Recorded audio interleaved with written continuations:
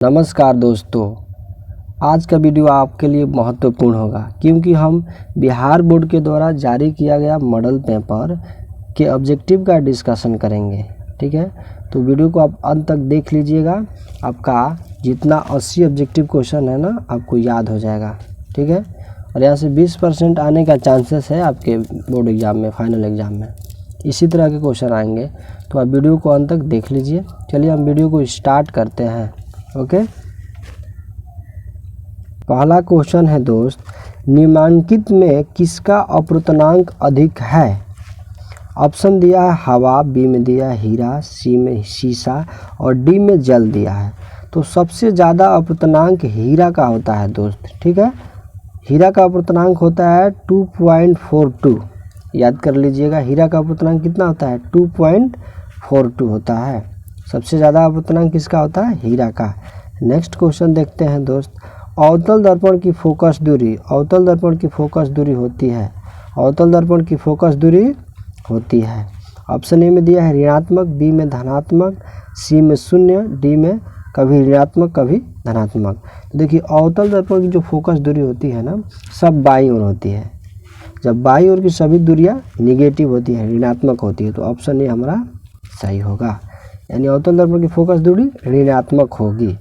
Next question देखते हैं दोस्त, किसी लेंस में मुख्य फोकस की संख्या होती है, किसी लेंस में मुख्य फोकस की संख्या कितनी होती है? तो लेंस में ऑप्शन दिया है, पहला में 1, दूसरा में 2, तीसरा में 3, चौथा में 4। देखिए, लेंस में मुख्य फोकस की संख्या 2 होती है, एक बाईं ओर एक दाईं ओर होती है। तो याद कर लीजिएगा, ऑप्शन बी हमारा सही होगा, 2 होती है मुख्य फोकस की संख्या लेंस में। नेक्स्ट क्वेश्चन देखते हैं दोस्त, दाढ़ी बनाने में कौन सा दर्पण उपयोग होता है? दाढ़ी बनाने में कौन सा दर्पण उपयोग होता है? तो आपको एकदम आसान सवाल है, दाढ़ी बनाने में कौन सा दर्पण यूज होता है? तो ऑप्शन दिया है उत्तल, बी में अवतल, सी में समतल, इनमें से कोई नहीं। तो दाढ़ी बनाने में हम अवतल दर्पण का यूज करते हैं, प्रयोग करते हैं। ऑप्शन बी हमारा सही होगा। नेक्स्ट क्वेश्चन देखते हैं दोस्त, अवतल दर्पण की फोकस दूरी f एवं वक्रता त्रिज्या r के बीच क्या संबंध होता है? देखिए, फोकस दूरी और r के बीच आपको संबंध याद होगा कि r बराबर होता है 2f। r बराबर क्या होता है? 2f। ये संबंध होता है वक्रता त्रिज्या और फोकस के बीच में। तो देखिए, ऑप्शन में दिया f से रिलेशन आपको निकालना है, f निकालना है, f बराबर देखिए r/2 बराबर f। ठीक है, f हो जाएगा ना, 2 जो है ना डिवाइड हो जाएगा, बट्टा हो जाएगा, ऐसे अपन में भागा में आ जाएगा, r/2 हो जाएगा। f बराबर क्या हो जाएगा दोस्त? r/2। तो ऑप्शन हमारा देखिए तो कितना नंबर मैच कर रहा है? C is the right answer, r/2, f बराबर r/2। नेक्स्ट क्वेश्चन देखते हैं दोस्त, किस लेंस को अभिसारी लेंस कहते हैं? किस लेंस को अभिसारी लेंस कहते हैं? ऑप्शन में दिया अवतल लेंस, बी में दिया उत्तल लेंस, सी में अवतल एंड उत्तल लेंस, डी में बाइफोकल लेंस। तो अभिसारी लेंस कहते हैं हम उत्तल लेंस को। वहीं आता है अपसारी लेंस, अपसारी पूछ देना, अपसारी लेंस क्या पूछ दे? अपसारी लेंस किसको कहते हैं? तो अवतल लेंस आएगा, अभिसारी है तो उत्तल लेंस। ठीक है, उत्तल लेंस को अभिसारी लेंस क्यों कहते हैं, अवतल लेंस को अपसारी लेंस क्यों कहते हैं? इंपॉर्टेंट क्वेश्चन है, याद कर लीजिएगा दोस्त, सब्जेक्टिव में आएगा। नेक्स्ट क्वेश्चन देखते हैं दोस्त, दृश्य प्रकाश में किस वर्ण का तरंगदैर्घ्य न्यूनतम होता है? दृश्य प्रकाश में किस वर्ण का तरंगदैर्घ्य न्यूनतम होता है? ऑप्शन ए में पीला, बी में बैगनी, सी में लाल, डी में हरा। देखिए, सबसे न्यूनतम होता है बैगनी का तरंगदैर्घ्य। ठीक है, सबसे न्यूनतम किसका होता है तरंगदैर्घ्य? बैगनी का। सबसे ज़्यादा तरंगदैर्घ्य किसका होता है? लाल रंग का सबसे ज़्यादा तरंगदैर्घ्य। सबसे ज़्यादा विचलन किसका होता है? विचलन का बात होगा तो उल्टा हो जाएगा, बैगनी का होगा। सबसे कम विचलन लाल का, सबसे ज़्यादा तरंगदैर्घ्य लाल का, सबसे कम तरंगदैर्घ्य बैगनी का। वीवीआई ऑब्जेक्टिव है, याद कर लीजिएगा। तारों का टिमटिमाना प्रकाश की किस घटना को दर्शाता है? ऑप्शन ए में दिया प्रकाश का विक्षेपण, प्रकाश का प्रवर्तन, सी में प्रकाश का प्रकीर्णन, डी में प्रकाश का अपवर्तन। तो तारों का टिमटिमाना प्रकाश के किस घटना को दर्शाता है? तारों का टिमटिमाना क्यों होता है? प्रकाश के अपवर्तन के कारण। तारे क्यों टिमटिमाते हैं? प्रकाश के अपवर्तन के कारण। डी हमारा सही होगा। नेक्स्ट क्वेश्चन देखते हैं। निम्नलिखित में किसमें चाल सबसे ज़्यादा होगा? सबसे अधिक चाल किसमें होगा? ऑप्शन ए में वायु में, कांच में, निर्वात में, ऑप्शन डी में दिया ए और बी दोनों में। देखिए आपको मालूम होना चाहिए कांच में कम होगा, वायु में ज़्यादा होगा, निर्वात जहाँ कोई वैक्यूम नहीं है, कोई प्रेशर नहीं है, खाली है स्थान, ठीक है। तो यानी सबसे ज़्यादा होता है प्रकाश की चाल हवा में, वायु में, फिर निर्वात में, कांच में कम होगा, जल में कम होगा, ठीक है। तो ऑप्शन डी हमारा सही होगा, ए और बी दोनों में, वायु में और निर्वात में भी सबसे अधिक चाल होता है और जल में, कांच में सबसे कम होता है। वायु में 3 गुण है, वायु में कितना होता है प्रकाश का चाल? 3 × 10⁸ मीटर पर सेकेंड, ठीक है, याद कर लीजिएगा। A B VVI important objective है। नेक्स्ट क्वेश्चन देखते हैं दोस्त। प्रकाश के अपवर्तन के कितने नियम हैं? प्रकाश के अपवर्तन के कितने नियम हैं? देखिए प्रकाश के अपवर्तन के कितने नियम हैं? ऑप्शन ए में दिया 1, बी में 2, सी में 3, डी में 4। तो प्रकाश का अपवर्तन के 2 नियम हैं। सिंपल क्वेश्चन था। नेक्स्ट क्वेश्चन देखते हैं।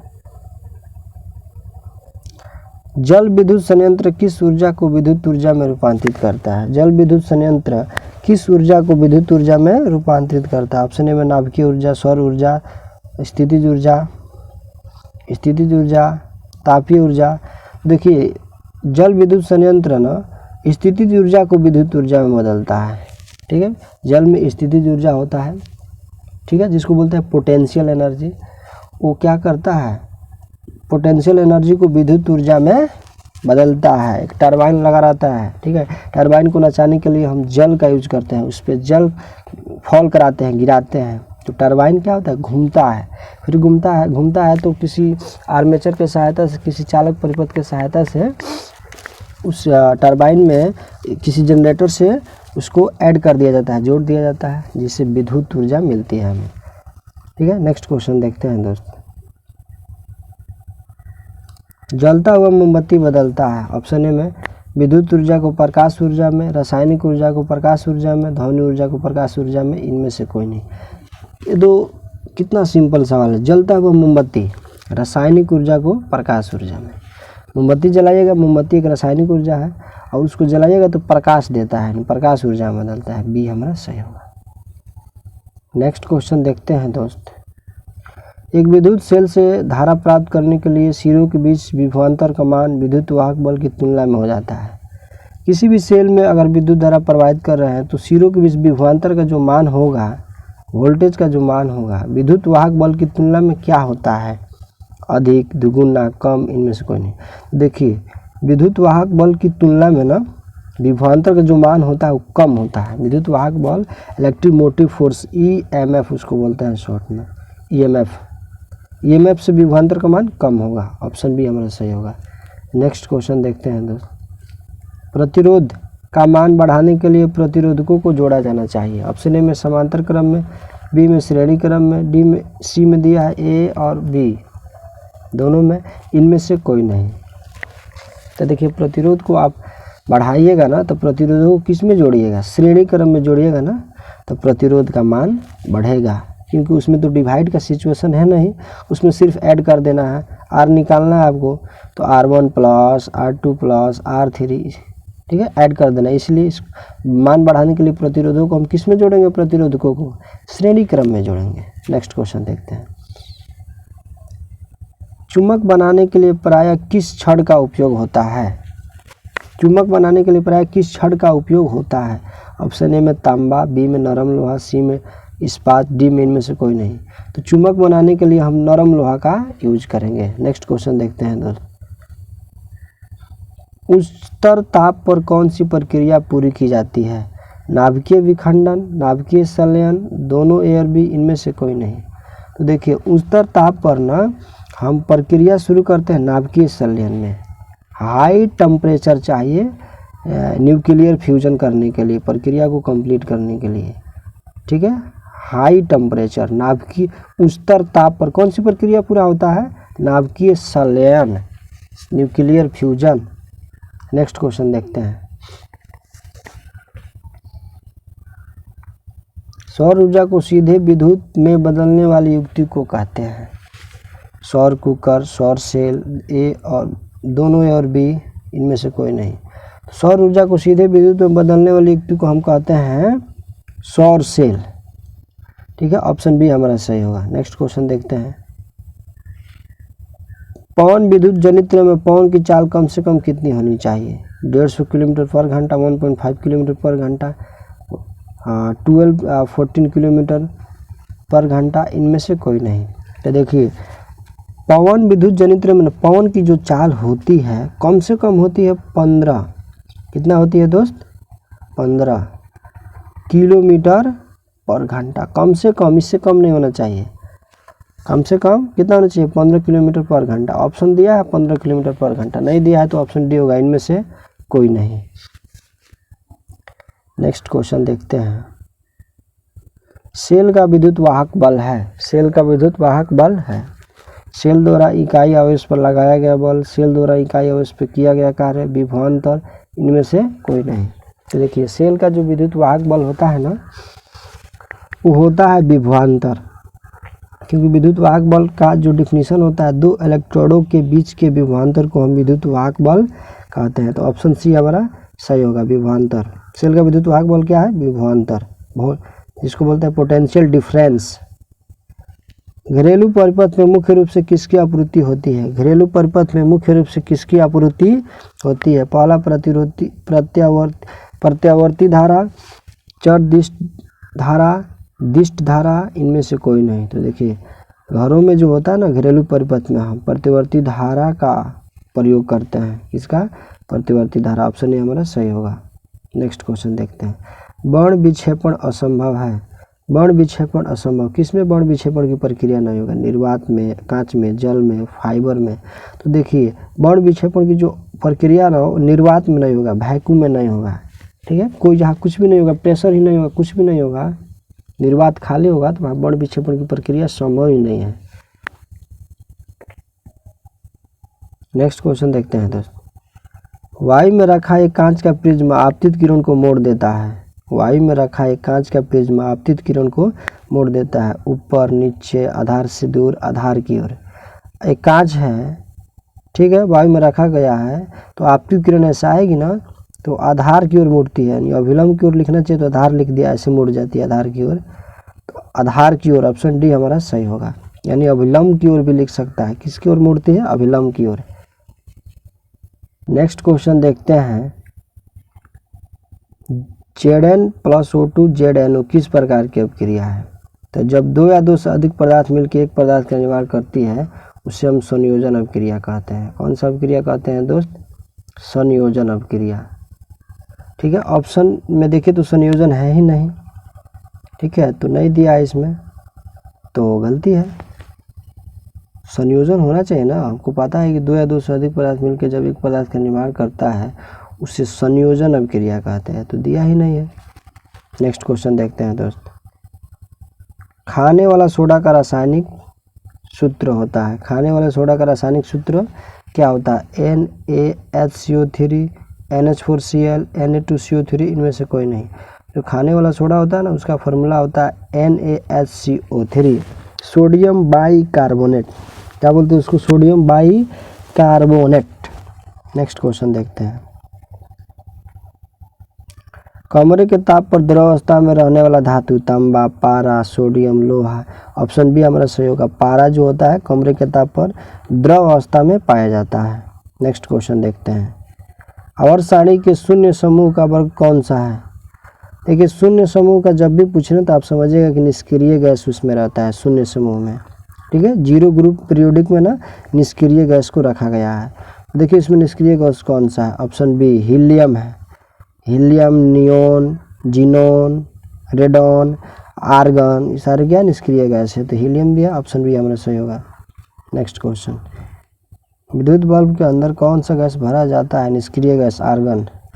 नेक्स्ट क्वेश्चन है। सोडियम कार्बोनेट के जलीय विलयन में मैथिल ऑरेंज का विलयन मिलाने पर विलयन का रंग परिवर्तित होकर निम्नलिखित में से कैसा हो जाएगा? सोडियम कार्बोनेट के विलयन में हमको क्या मिला ना, मैथिल ऑरेंज। तो रंग कैसा हो जाएगा विलयन का, घोल का? पीला, लाल, गुलाबी, हरा। तो पीला हो जाएगा, ऑप्शन ए हमारा सही होगा। नेक्स्ट क्वेश्चन देखते हैं। ग्लोबल वार्मिंग के लिए उत्तरदायी गैस निम्नलिखित में कौन है? ग्लोबल वार्मिंग के लिए उत्तरदायी गैस, ऑप्शन ए में NH3, बी में CO2, सी में O2, N2। देखिए ग्लोबल वार्मिंग के लिए ना उत्तरदायी गैस CO2 है, कार्बन डाइऑक्साइड। ग्लोबल वार्मिंग के लिए उत्तरदायी गैस कौन है? Carbon dioxide. नेक्स्ट क्वेश्चन देखते हैं। गंधक की परमाणु संख्या, गंधक का नाम सुने हैं, सल्फर का नाम सुने हैं ना, तो उसी का परमाणु संख्या पूछ रहा है। तो सल्फर का 16 होता है, ऑप्शन डी हमारा सही होगा। नेक्स्ट क्वेश्चन देखते हैं दोस्त। अम्ल का जलीय विलयन विद्युत का संचालन करता है क्योंकि यह अम्ल में आयनित होता है, अविलय होता है, विलय होता है, इनमें से कोई नहीं। तो आपको अच्छे से मालूम होना चाहिए। ये भी क्वेश्चन आता है कि अम्ल का जलीय विलयन विद्युत का संचालन क्यों करता है? तो अम्ल का जलीय विलयन विद्युत का संचालन इसलिए करता है क्योंकि यह जल में घुलकर हाइड्रोजन आयन देता है। जल में घुलता है तो क्या देता है? हाइड्रोजन आयन देता है, H+। ठीक है, आयन। तो ये ऑप्शन बी हमारा सही होगा। ऑप्शन बी लिखा, ए लिखना चाहिए, ए हमारा सही होगा। कौन सा सही होगा? ए, आयनित होता है। बी हमारा सही होगा, आयनित होता है। ए सॉरी, ए लिखना चाहिए तो बी लिख दिया है, आयनित होगा। अम्ल जल में क्या होगा? आयनित होगा, H+ देगा, यानी कि आयनित होगा, आयन देगा। नेक्स्ट क्वेश्चन देखते हैं। अधिकतर धातुओं के ऑक्साइड होते हैं क्षारीय, अम्लीय, उदासीन, इनमें से कोई नहीं। अधिकतर धातुओं के ऑक्साइड क्षारीय होते हैं, जैसे NaOH, तो सोडियम हाइड्रोक्साइड, पोटेशियम हाइड्रोक्साइड। तो अधिकतम धातुओं के ऑक्साइड क्या होते हैं? क्षारीय होते हैं, ऑप्शन ए हमारे से होगा। नेक्स्ट क्वेश्चन देखते हैं। सोना में निम्नलिखित में कौन सी धातु मिलाकर मिश्र धातु तैयार किया जाता है? सोना में Cu, Zn, Fe, K, Kapoor को मिलाया जाता है। ठीक है, सोना में कौन सा धातु मिलाया जाता है? कपर। तो बनता है मिश्र धातु तैयार किया जाता है बना के। नेक्स्ट क्वेश्चन देखते हैं। नेक्स्ट क्वेश्चन है NaCl, AgNO3, AgCl, NaNO3। विस्थापन अभिक्रिया, संयोजन अभिक्रिया, द्विविस्थापन अभिक्रिया, वियोजन अभिक्रिया। देखिए ऑप्शन हमारा सी सही होगा, द्विविस्थापन अभिक्रिया। देखिए Na है, यहाँ Na है, यहाँ चला गया। Cl है, Ag है, तो Ag देखिए इसके साथ में आ गया, अदला बदली कर दिया। ठीक है, अपने तत्वों का क्या कर रहा है? अदला बदली कर रहा है। जो Na था किसके साथ में आ गया? अब NO3 के साथ में आ गया है, NO3 के साथ में आ गया है। यानी कि अपने तत्वों का जब अदला बदली करके रिएक्शन में जो भाग लेता है एलिमेंट्स, तो उसको कहते हैं द्विविस्थापन अभिक्रिया। Na था ना यहाँ पे, तब Na NO3 के साथ इसके साथ रिएक्शन कर गया। अब इसमें का जो पहला Ag है Cl के साथ रिएक्शन कर दिया। ठीक है, तो प्लस माइनस आपस में क्या कर दिए? अदला बदली, एक्सचेंज हो गए, उसी को कहते हैं द्विविस्थापन अभिक्रिया। Na का मालूम होना चाहिए आपको, Na का +1 होता है। ठीक है, NO3 का क्या होता है? -1 होता है। NO3 का -1, देखो NaNO3 बना है। अब देखिए Ag का होता है +1 और Cl का होता है -1, क्लोरीन का, तो AgCl NONO3। ठीक है, तो ऑप्शन हमारा सी सही होगा, द्विविस्थापन अभिक्रिया। सिलिकॉन क्या है? एक अधातु, एक अधातु, एक धातु, एक उपधातु, इनमें से कोई नहीं। क्योंकि सिलिकॉन एक सेमीकंडक्टर है, अर्धचालक। क्या है? अर्धचालक है।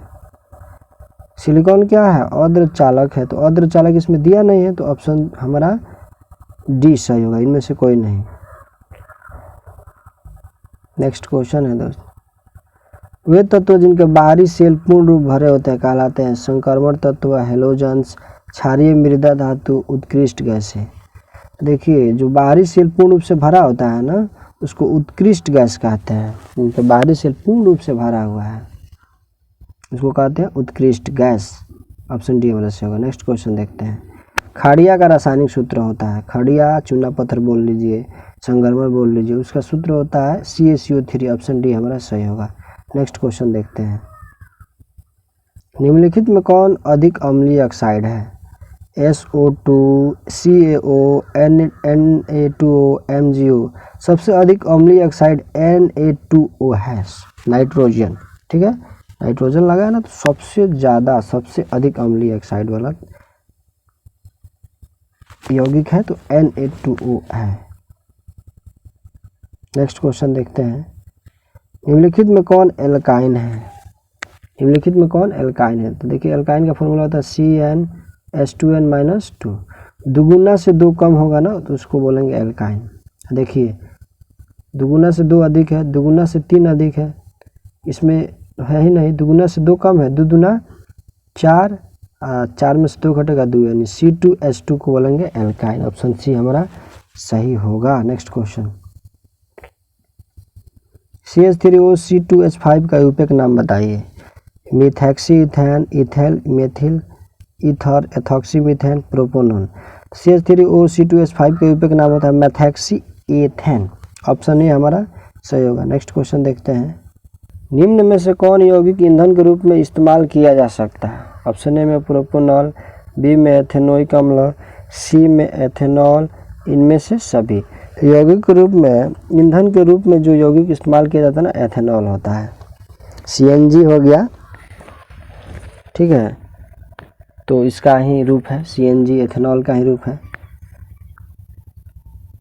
तो ऑप्शन सी हमारा सही होगा। नेक्स्ट क्वेश्चन देखते हैं, सोडियम हाइड्रोक्साइड जिंक से अपक्रिया करके निम्नलिखित में कौन सा उत्पाद बनाएगा? सोडियम हाइड्रोक्साइड, आपको पता होना चाहिए सोडियम हाइड्रोक्साइड NaOH। ठीक है, सोडियम हाइड्रोक्साइड NaOH, क्योंकि OH का -1 N का +1 तो NaOH ही रह जाएगा। जिंक से अपक्रिया करेगा दोस्त, किससे? जिंक से अपक्रिया करेगा ना तो क्या बनाएगा? देखिए ऐसे होता है, रिएक्शन कराइए, आपको पता होना चाहिए Na+ होता है। ठीक है,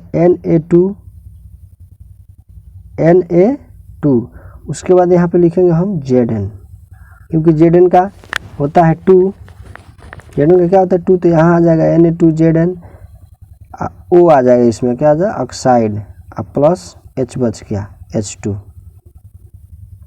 यानी Na2ZnO + H2, Na2ZnO + H2। Option B हमारा सही होगा। ऑप्शन बी हमारा Na2ZnO2 + H2, सॉरी डी सही होगा। O2 तो नहीं ना आया था, O2 नहीं आया था, सिर्फ O आया था, तो डी सही होगा। नेक्स्ट क्वेश्चन देखते हैं, धोबिया सोडा का रासायनिक सूत्र क्या है? धोने वाला सोडा का रासायनिक सूत्र पूछा है, धोबिया यहाँ पे लिखा है, तो बी हमारा सही होगा। ठीक है, NaHCO3। नेक्स्ट क्वेश्चन देखते हैं, अम्ल राज में सांद्र HNO3 और सांद्र HCl का अनुपात होता है। अम्ल राज में 1:3, 3:1, 2:2, 2:3, तो ऑप्शन ए हमारा सही होगा। ठीक है, HNO3 और HCl का अनुपात जो होता है 1:3 होता है। नेक्स्ट क्वेश्चन देखते हैं, किस अपक्रिया में भाग लेने वाले पदार्थ कहलाते हैं? किसी अपक्रिया में भाग लेता है पदार्थ ना, तो उसको क्या कहेंगे? उत्पाद, अभिकारक, अक्षीकारक, अवकारक, तो उसको हम बोलेंगे अभिकारक। भाग लेने वाले पदार्थ क्या कहते हैं? अभिकारक। नेक्स्ट क्वेश्चन देखते हैं, निम्नलिखित में कौन अम्लीय ऑक्साइड है? CuO, MgO, CaO, SO2, तो अम्लीय ऑक्साइड MgO है। मैग्नीशियम ऑक्साइड को अम्लीय ऑक्साइड कहते हैं, magnesium oxide MgO। Option B हमारा सही होगा। नेक्स्ट क्वेश्चन देखते हैं, निम्नलिखित में कौन सा पदार्थ जलीय घोल लाल लिटमस पत्र को नीला कर देता है? अम्ल लाल लिटमस पत्र को नीला कर देता है, सिंपल सवाल था, ऑप्शन बी हमारा सही होगा, अम्ल। स्वस्थ शरीर का pH मान कितना होता है? 5 से 7, 2 से 3, 7.0 से 7.8, 9.0 से 9.5, तो हमारा सी सही होगा। स्वस्थ शरीर का pH मान कितना होता है? 7.0 से 7.8 के बीच में होता है। नेक्स्ट क्वेश्चन देखते हैं, निम्नांकित यौगिक में कौन जल में विलय है? ठीक है, जल में विलय मतलब घुलने वाला कौन इसमें से है? Carbon dioxide, benzene, methane, glucose, तो ग्लूकोज जल में विलय होता है। ठीक है, एनर्जी प्राप्त करने के लिए हम उसे जल में घोल कर क्या करते हैं? उसको ग्रहण करते हैं, ड्रिंकिंग करते हैं। नेक्स्ट क्वेश्चन देखते हैं, निम्नलिखित में कौन अमलगम है? CuSN, NaHG, CuZN, PbSN। तो यहाँ पे मरकरी जो आ रहा है ना Hg, ऑप्शन बी हमारा सही होगा। अमलगम कौन है जिसमें मरकरी आए? NaHG। नेक्स्ट क्वेश्चन देखते हैं दोस्त, निम्नलिखित में कौन सा धातु जिंक सल्फेट के विलयन से जिंक को विस्थापित कर सकती है? Titanium, platinum, copper, aluminium. Option C हमारा सही होगा, कॉपर। जिंक सल्फेट के विलयन से जिंक को विस्थापित करने वाला कॉपर है। ठीक है, ऑप्शन सी हमारा सही होगा। नेक्स्ट क्वेश्चन देखते हैं, ऑक्सीजन युक्त रक्त को हृदय से शरीर के विभिन्न भागों में ले जाने वाली रक्त वाहिनियाँ कहलाती है? नील, शिरा, अलिंद, धमनियाँ। तो ऑक्सीजन युक्त रक्त को ना हृदय से विभिन्न भागों में ले जाने वाली जो रक्त वाहिनियाँ कहलाती है ना, धमनियाँ कहलाती है। ऑप्शन डी हमारा सही होगा। रक्त के हल्के पीले रंग के चिपचिपे द्रव को क्या कहते हैं? लिम्फ, सीरम, प्लाज्मा, इनमें से कोई नहीं। तो प्लाज्मा कहते हैं दोस्त। रक्त के हल्के पीले रंग के चिपचिपे द्रव को प्लाज्मा कहते हैं। नेक्स्ट क्वेश्चन देखते हैं, किन पौधों की पत्तियों पर स्टोमेटा अनुपस्थित होता है? जीरोफाइट्स, जलमग्न हाइड्रोफाइट्स, एंजियोस्पर्म, इनमें से कोई नहीं। ऑप्शन बी हमारा सही होगा, जलमग्न हाइड्रोफाइट्स। पत्तियों पर स्टोमेटा अनुपस्थित नहीं होता है। ठीक है, स्टोमेटा मतलब पत्तियों में जो छिद्र होता है ना, जिसके द्वारा गैसों का आदान प्रदान होता है, वो नहीं होता है। तो जलमग्न हाइड्रोफाइट्स, ऑप्शन बी हमारा सही होगा। नेक्स्ट क्वेश्चन देखते हैं, किण्वन क्रिया पाई जाती है? ईस्ट में, हाइड्रा में, अमीबा में, इनमें से कोई नहीं। तो देखिए किण्वन जो प्रक्रिया पाई जाती है ईस्ट में पाया जाता है। ऑप्शन ए हमारा सही होगा। नेक्स्ट क्वेश्चन देखते हैं, पूर्ण विकसित अंडाशय कहलाता है? बीज, फल, बीजांड, इनमें से कोई नहीं। पूर्ण विकसित जो अंडाशय होता है ना, वो फल में पाया जाता है। पूर्ण विकसित पूरी तरह से विकसित हो चुका है, पहले बनाएगा बीजांड, फिर बीज, उसके बाद फल हो जाएगा। फल हो गया यानी परिपक्व हो गया, तो पूर्ण विकसित अंडाशय हो गया। ऑप्शन बी हमारा सही होगा। नेक्स्ट क्वेश्चन, ग्लूकोज का रासायनिक सूत्र होता है? सिंपल सवाल है, H6H12O6। ऑप्शन बी हमारा सही होगा। नेक्स्ट क्वेश्चन देखते हैं, निम्नलिखित में किसे पौधे का प्रकाश संश्लेषी इकाई कहते हैं? Chloroplast, plastid, chlorophyll, quantasome. Option A हमारा सही। क्लोरोप्लास्ट को ना प्रकाश संश्लेषी इकाई कहते हैं। नेक्स्ट क्वेश्चन देखते हैं, अंडोत्सर्ग का कारण है? एस्ट्रोजन, LH, FSH, इनमें से कोई नहीं। तो एस्ट्रोजन होगा। ठीक है, महिलाओं में स्रावित होने वाला एक हार्मोन है। ठीक है, इस अंडोत्सर्ग का कारण होता है यही हार्मोन जो उत्सर्जित होता है ना, अंडोत्सर्ग का कारण होता है। ऑप्शन ए हमारा सही होगा, एस्ट्रोजन। ठीक है, महिलाओं में उत्पन्न होने वाला एक हार्मोन है। नेक्स्ट क्वेश्चन देखते हैं, निम्नलिखित जीवों में किसमें अलैंगिक जनन द्विखंडन द्वारा नहीं होता है? Leishmania, paramecia, amoeba, yeast. Option B हमारा सही होगा, अलैंगिक जनन द्विखंडन द्वारा नहीं होता है पैरामीशियम में। नेक्स्ट क्वेश्चन देखते हैं, प्रकृति में ऑक्सीजन का संतुलन कैसे बना रहता है? संयोजक क्रिया द्वारा, प्रकाश संश्लेषण द्वारा, अपघटन द्वारा, इनमें से कोई नहीं। तो प्रकृति में ऑक्सीजन का संतुलन प्रकाश संश्लेषण के द्वारा बना रहता है। ऑप्शन बी हमारा सही होगा। नेक्स्ट क्वेश्चन देखते हैं, भोजन के पाचन में निम्नलिखित में किस रस की भूमिका होती है? पित्त रस, अग्नाशय रस, आंत्र रस, इनमें से सभी। भोजन के पाचन में ना पित्त रस भी आवश्यक होता है, अग्नाशय रस भी आवश्यक होता है, आंत्र रस भी आवश्यक होता है, यानी इनमें से सभी। भोजन के पाचन में इस सभी रसों का भूमिका होता है, तो इनमें से सभी, अग्नाशय रस, पित्त रस, आंत्र रस। नेक्स्ट क्वेश्चन देखते हैं, ट्रिप्सिन नामक एंजाइम पाया जाता है? ट्रिप्सिन नामक एंजाइम पाया जाता है पित्ताशय में, अग्नाशय रस में, आंत्र रस में, जठर रस में। तो ट्रिप्सिन नामक एंजाइम जो पाया जाता है अग्नाशय रस में पाया जाता है। ऑप्शन बी हमारा सही होगा। ट्रिप्सिन नामक एंजाइम कहाँ पाया जाता है? अग्नाशय रस में। ठीक है, नेक्स्ट क्वेश्चन देखते हैं फिर, आहार नाल का सबसे लंबा भाग होता है? ग्रसनली, छोटी आंत, अमाशय, ग्रसनली। देखिए आहार नाल का सबसे लंबा भाग कोई होता है ना, वो छोटी आंत होता है। ऑप्शन बी हमारा सही होगा। नेक्स्ट क्वेश्चन देखते हैं, मनुष्य का पाचन क्रियाक्रम कहाँ से होता है? ग्रसनली या मांस से, छोटी आंत से, मुखगुहिका से। तो मनुष्य में भोजन का जो पाचन होता है मुख गुहा से ही स्टार्ट हो जाता है। ऑप्शन ए हमारा सही, बी सही होगा। नेक्स्ट क्वेश्चन देखते हैं। निम्नलिखित में कौन वसा के पाचन में सहायक होता है? Ptyalin, lipase, maltase, lactose. देखिए वसा के पाचन में लाइपेज हमारा क्या होगा? सहायक होता है। ऑप्शन ए हमारा सही, बी सही होगा। ठीक है, लाइपेज वसा के पाचन में सहायक होता है, लाइपेज। नेक्स्ट क्वेश्चन देखते हैं। ग्लाइकोलिसिस की प्रक्रिया संपन्न होती है? केंद्रक में, कोशिका द्रव्य में, माइटोकॉन्ड्रिया में, स्टोमोटा में। देखिए कोशिका द्रव्य में ना ग्लाइकोलिसिस की प्रक्रिया संपन्न होती है। ग्लाइकोलिसिस की प्रक्रिया संपन्न होती है कोशिका द्रव्य में। ऑप्शन बी हमारा सही होगा। नेक्स्ट क्वेश्चन देखते हैं। ओजोन परत है। ओजोन परत वायुमंडल में उपस्थित एक परत है जो सूर्य से आने वाली पराबैंगनी किरण को अवशोषित करती है। ठीक है, अगर वो किरणें, पराबैंगनी किरणें पृथ्वी पर पहुंचती है तो सभी पृथ्वी पर रहने वाले जीव, मनुष्य को भयंकर बीमारियां का सामना करना पड़ेगा, जैसे कैंसर रोग, त्वचा रोग। तो इसलिए ओजोन परत है उसका क्षय नहीं होना चाहिए, उसकी स्थिति बना रहना चाहिए। तो ऑप्शन ए में दिया हानिकारक, उच्च ताप पर लाभदायी, लाभदायी, इनमें से कोई नहीं। तो ओजोन परत हमारे लिए क्या है? लाभदायी है। तो ऑप्शन सी हमारा सही होगा। क्षय होगा ना तब हानिकारक है। नेक्स्ट क्वेश्चन देखते हैं। निम्नलिखित में कौन फूल में नर प्रजनन अंग है? पुंकेसर, दलपुत्र, पुष्पशासन, इनमें से कोई नहीं। फूल में नर प्रजनन अंग पुंकेसर होता है। ऑप्शन ए हमारा सही होगा। नेक्स्ट क्वेश्चन देखते हैं।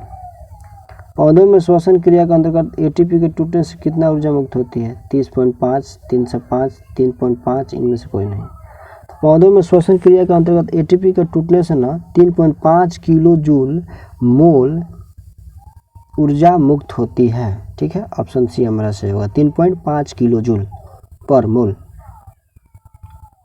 इथाइल अल्कोहल किस प्रकार के श्वसन से बनता है? वायवीय, अवायवीय, किण्वन, इनमें से कोई नहीं। इथाइल अल्कोहल अवायवीय श्वसन से बनता है। इथाइल अल्कोहल किसके श्वसन से बनता है?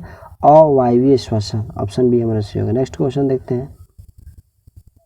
रक्त में उपस्थित कौन सी कणिकाएं श्वसन गैसों के परिवहन में भाग लेती है? लाल रक्त कणिकाएं, श्वेत रक्त कणिकाएं, ए, बी दोनों, इनमें से कोई नहीं। ऑप्शन ए हमारा सही होगा, लाल रक्त कणिकाएं। नेक्स्ट क्वेश्चन देखते हैं। पादप अपशिष्ट जमा होता है पत्तियों में, छाल में, कोशिका रिक्तिकाओं में, इनमें से कोई नहीं। तो पादप अपशिष्ट जमा होता है कोशिकीय रिक्तिकाओं में। ऑप्शन सी हमारा सही होगा। नेक्स्ट क्वेश्चन देखते हैं। मनुष्य के आहार नाल का कौन सा भाग एंजाइम को स्रावित नहीं करता है? ऑप्शन ए मुंह, बी में ग्रासनली, सी में आमाशय, डी में इनमें से कोई नहीं। मनुष्य के आहार नाल का जो कौन सा एंजाइम स्रावित नहीं करता है वो ग्रासनली होता है। ठीक है, ऑप्शन बी हमारा सही होगा। नेक्स्ट क्वेश्चन देखते हैं। मूत्र की सांद्रता किसकी उपस्थिति पर निर्भर करता है? Thyroxine, ADH, vasopressin, melatonin. तो जो मूत्र की सांद्रता होती है एडीएच पर निर्भर करती है। ठीक है, एडीएच पे निर्भर करती है। एक होता है हेलिना लूप, उस पर भी निर्भर करती है मूल की सांद्रता, हेनिला लूप। नेक्स्ट क्वेश्चन देखते हैं। कौन सा हार्मोन पौधों की वृद्धि से संबंधित नहीं? Auxin, gibberellin, cytokinin, abscisic. तो ऑप्शन डी हमारा सही होगा, एब्सिसिक। एब्सिसिक जो होता है ना हार्मोन पौधों को वृद्धि करने से रोकता है। ठीक है, ऑप्शन डी हमारा सही होगा। नेक्स्ट क्वेश्चन देखते हैं। मानव हृदय किस तंत्र का भाग है? पाचन तंत्र का, श्वसन तंत्र का, उत्सर्जन तंत्र का, परिवहन तंत्र का। तो मानव हृदय परिवहन तंत्र का भाग है। इसको बोलते हैं सर्कुलेटिव सिस्टम। ठीक है, जो खूनों को क्या करता है? सर्कुलेट करता है, शरीर के प्रत्येक भाग तक पहुंचाता है। सर्कुलेटरी सिस्टम, डी सही होगा, परिवहन तंत्र जिसको बोलते हैं। नेक्स्ट क्वेश्चन देखते हैं। जीव विज्ञान की वो शाखा जो गुणों के वंशानुक्रम के अध्ययन से संबंधित है? कोशिका विज्ञान, आनुवांशिकी, क्रमिक विकास, इनमें से कोई नहीं। जीव विज्ञान की वो शाखा जो गुणों के वंशानुक्रम के अध्ययन से संबंधित है? आनुवांशिकी। वंशानुक्रम के अध्ययन से संबंधित है आनुवांशिकी, बी सही होगा। नेक्स्ट क्वेश्चन देखते हैं। श्वसन क्रिया निम्नलिखित में से किस ग्रहण श्वसन क्रिया में निम्नलिखित में से किस गैस को ग्रहण किया जाता है? तो सिंपल सवाल है। आप ऑक्सीजन गैस क्या करते हैं? ग्रहण करते हैं, और जो रिलीज करते हैं, छोड़ते हैं, वो क्या होता है? CO2, carbon dioxide. ग्रहण कर रहे हैं ऑक्सीजन, O2 हमारा सही होगा। नेक्स्ट क्वेश्चन देखते हैं। ग्लूकोज में कार्बन के कितने परमाणु होते हैं? ग्लूकोज में C6H12O6। ग्लूकोज में कितने परमाणु हो गए? 6। ऑप्शन बी हमारा सही होगा। ग्लूकोज में कार्बन के परमाणु कितना हो गया? कार्बन का पूछा है, 6 है, C6, यानी ऑप्शन बी हमारा सही होगा। नेक्स्ट क्वेश्चन देखते हैं। मस्तिष्क में अनैच्छिक क्रियाओं का नियंत्रण केंद्र अवस्थित होता है? मेडुला में, अग्र मस्तिष्क में, मध्य मस्तिष्क में, पक्ष मस्तिष्क में। तो मनुष्य के जो अनैच्छिक क्रियाओं का नियंत्रण केंद्र होता है वह पक्ष मस्तिष्क में स्थित होता है। कहाँ? पक्ष मस्तिष्क में स्थित होता है। ऑप्शन डी हमारा सही होगा। और इस पक्ष मस्तिष्क में न मेडुला स्थित होता है, जो क्या करता है? अनैच्छिक क्रियाओं को नियंत्रण करता है। लेकिन पूछा है कहाँ अवस्थित होता है, तो पक्ष मस्तिष्क में। ऑप्शन डी हमारा सही होगा। ठीक है, तो अगर वीडियो अच्छा लगा हो तो वीडियो को कर दीजिए लाइक, और मेरे इस चैनल को कर दीजिए सब्सक्राइब। तो मिलते हैं नेक्स्ट वीडियो में। जय हिंद।